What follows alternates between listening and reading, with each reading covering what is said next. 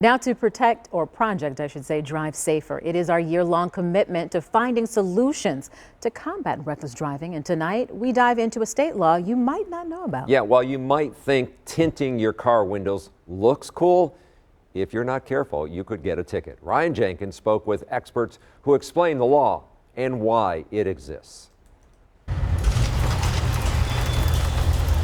At Expert Electronics in Milwaukee, tinting windows is a popular service. In Wisconsin, we can tint however the customer wants. Joe Paulson is the owner. He says sometimes people ask him to tint their windows so dark they're breaking the law when they drive away. What's kind of weird about Milwaukee is a lot of people are getting their whole windshields tinted. We say, hey, this is a really bad idea. This is stupid.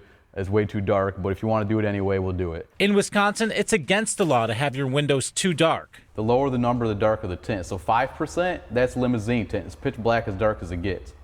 So what Wisconsin wants you to have is 35 on the back doors and then 50 on the front doors. And 50 is almost clear. It's extremely light. So do you think most customers know that going too dark is against the law? Do they know that going into it? Most people do. Laws like these are common. Only 3 states don't allow window tinting, at least in the front of the vehicle: New Jersey, Vermont, and New Hampshire. And there's only 1 state that allows people to tint their windows to any percentage: Michigan. The remaining states all have laws that vary, allowing different amounts of tint and color. Milwaukee police say 168 people were cited for tinted window violations in 2021, and another 113 were cited last year.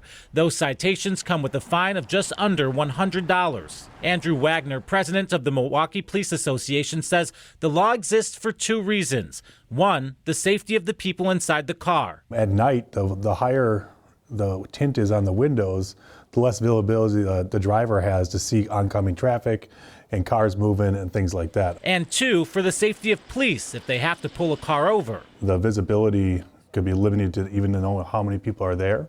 It could be limited to know, like, is this person, fidgeting with stuff? Are they reaching underneath the seat? Are they, trying to harm us? And with every state having different rules, Joe says he believes Wisconsin's law could be less harsh. I do think the Wisconsin law is way too strict. He says Wisconsin could consider new ways to ensure safety while allowing darker tints.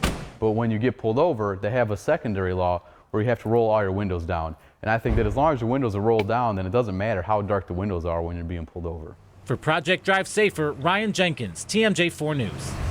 All right, so here's what else we learned in that story from Wisconsin: that front windows can only be 50% tinted and rear windows 35%. But in Illinois, the law is less strict. Drivers can have a 35% tint on both the front and rear windows. Now, going into Minnesota, the law is even more strict, right? Because drivers can't have front windows tinted at all and can only have 50% tint in the back.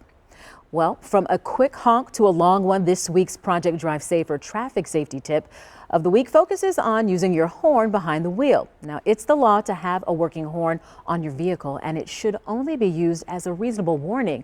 Unnecessary use of a horn is against the law and could cost you almost $90 if ticketed. All right, tune in this Wednesday and every Wednesday as Adriana Mendez explains these tips in depth in the 6 a.m. hour of the TMJ4 News Today.